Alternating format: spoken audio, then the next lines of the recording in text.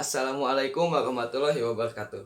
Salam bahagia untuk semuanya. Terima kasih kepada Bapak Bode Riswandi selaku dosen mata kuliah Bahasa Indonesia yang telah memberikan saya kesempatan untuk melakukan presentasi kali ini. Saya Fajar Syarisawa dari Prodi D3 Farmasi tingkat 1 kelas A dengan NIM P20630121027. Di sini saya akan mempresentasikan materi tentang narkotika dan obat-obatan yang biasa disebut narkoba. Sebelum memulai pembahasan, jangan lupa like, subscribe, dan share ke teman-teman kalian agar kita bisa menambah wawasan dari materi kali ini.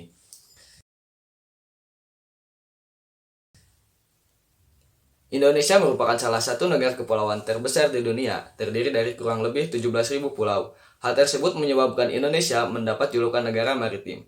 Letak geografis Indonesia dikelilingi oleh dua samudera, yaitu Samudra Hindia dan Samudra Pasifik. Selain itu, Indonesia juga diapit oleh benua Asia dan benua Australia. Dengan letak geografis tersebut, menjadikan Indonesia sebagai pusat jalur lalu lintas dunia dan pusat pertemuan jalur perdagangan internasional. Hal ini menimbulkan beberapa dampak positif, di antaranya memiliki pemasaran yang luas sehingga mempercepat penjualan produksi, juga mempermudah melakukan impor barang dari negara lain. Menjadi tempat transit kapal dagang internasional sebagai pemasok devisa negara, memiliki ragam flora, fauna, suku, dan budaya sebagai pengembangan pariwisata. Selain memiliki dampak positif, terdapat juga dampak negatifnya, yaitu banyaknya ragam budaya asing yang masuk sehingga memudahkan ragam budaya yang ada di Indonesia.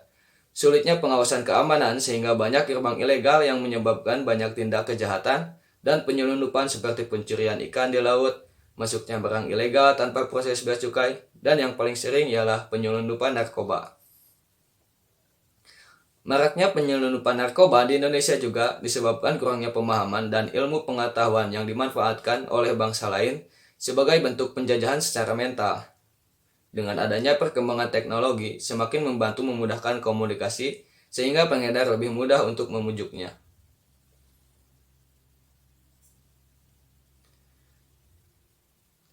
Narkoba, menurut para ahli yang tergabung di perusahaan farmasi SmithKline dan Prudential di Amerika Serikat, narkotika dan obat-obatan dapat mengakibatkan ketidaksadaran atau pembiusan dikarenakan zat tersebut bekerja dengan mempengaruhi susunan saraf sentral.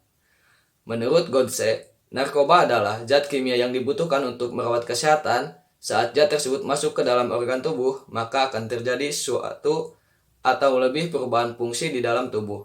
Lalu dilanjutkan lagi dengan ketergantungan secara fisik dan psikis pada tubuh, sehingga jika zat tersebut dihentikan pengkonsumsinya, maka akan terjadi gangguan secara fisik dan psikis. Narkoba merupakan kependekan dari narkotika, psikotropika, obat-obatan terlarang, dan zat adiktif.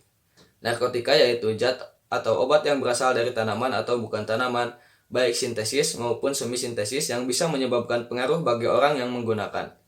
Psikotropika merupakan obat atau zat baik yang alamiah ataupun sintesis yang memiliki fungsi psikoaktif mulai pengaruh penyaringan pada susunan saraf pusat yang menimbulkan perubahan khusus pada aktivitas perilaku dan mental.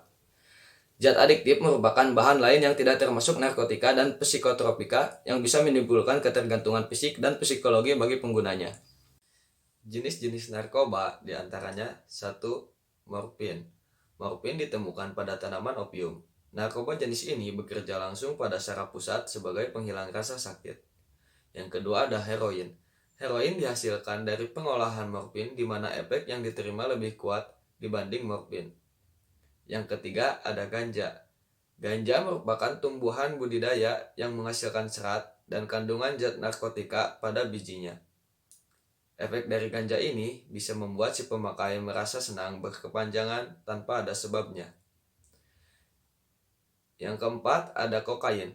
Kokain berasal dari tanaman Erythrocylon coca dari Amerika Selatan. Daun tanaman ini biasanya dimanfaatkan untuk mendapatkan efek stimulan, yaitu dengan cara dikunyah. Yang kelima ada LSD, lysergic acid. LSD adalah jenis narkoba yang tergolong halusinogen, biasanya berbentuk lembaran kertas kecil, kapsul atau pil. Efeknya yang dihasilkan yaitu berhalusinasi mengenai berbagai kejadian, tempat, warna, dan waktu. Narkoba sangat diperlukan dalam kesehatan, terutama untuk pasien pengidap kanker, anoreksia, dan gangguan kejiwaan, karena untuk menghilangkan rasa nyeri yang akut, karena memiliki efek analgesik yang bisa menenangkan pasien. Karena pemahaman yang kurang dari masyarakat Indonesia tentang narkoba, banyak para pedagang asing memanfaatkan hal tersebut.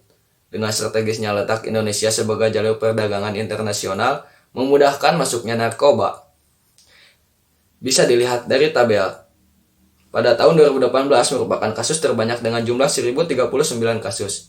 Di tahun berikutnya, kasus narkoba cenderung menurun, yang mungkin disebabkan akibat adanya pandemi COVID-19. Dalam diagram ini, menunjukkan bahwa pengguna narkoba pada tahun 2020 cenderung pada usia remaja, yaitu umur 17-25 tahun. Berbagai alasan pengguna narkoba tersebut diantaranya ada yang digunakan untuk mengatasi depresi, ketegangan, rasa cemas yang berlebih yang disebabkan oleh beberapa faktor, seperti masalah di lingkungan keluarga, kejadian buruk yang teringat, dan dipendam tanpa adanya orang yang merangkul si pemakai. Diawali dengan coba-coba dengan gratisan hingga ketagihan, bahkan sampai mencuri demi mendapatkan narkoba tersebut. Parahnya ada yang menggunakan narkoba hanya agar dirinya dipandang hebat, dewasa, dan mengikuti gaya. Perlu adanya pengawasan dari setiap orang tua ataupun keluarga, karena lingkungan keluarga merupakan lingkungan pertama yang dirasakan oleh anak, sehingga seorang anak harus merasa nyaman dan selalu diperhatikan dalam setiap perlakuannya. Pada pengguna terbanyak selanjutnya, pada usia dewasa yaitu umur 25-45 tahun yang merupakan para pekerja. Biasanya para pekerja lembur yang menggunakan narkoba dikarenakan narkoba bisa menenangkan juga menghilangkan rasa lelah. Dan untuk kebutuhan pekerjaan jangka waktu panjang agar stamina terjaga dan meningkatkan rasa percaya diri. Seharusnya para pekerja konsultasi ke dokter untuk masalah penggunaan narkoba untuk mendapatkan dosis yang sesuai sehingga tidak adanya kasus penyalahgunaan narkoba. Untuk pencegahan narkoba berawal dari lingkungan keluarga. Ada beberapa kasus yang menyebutkan dikarenakan broken home. Dalam artian lingkungan keluarganya yang tidak baik. Perlu adanya orang yang merangkul, baik dari teman ataupun tetangga sekitarnya.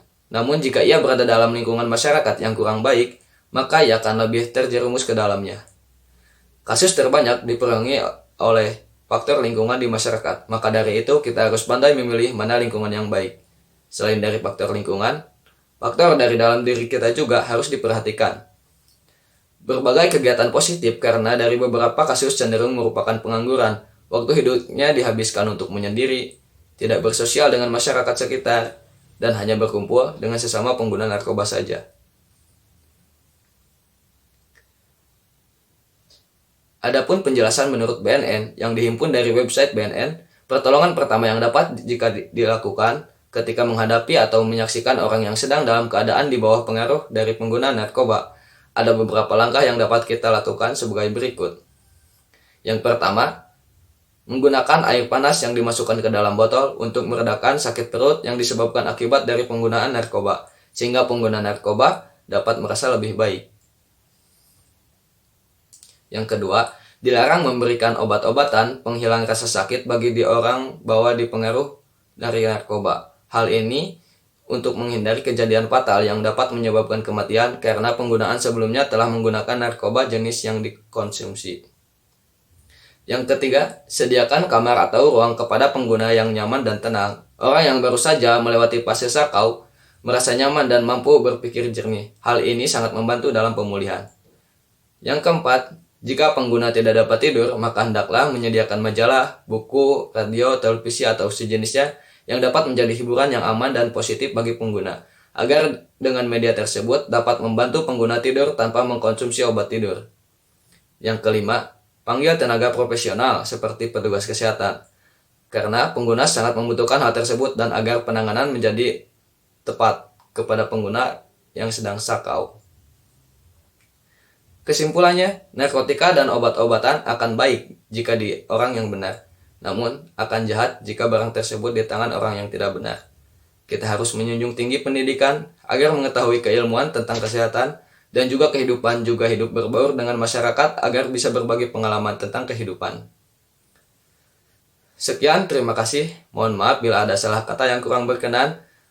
Wassalamualaikum warahmatullahi wabarakatuh.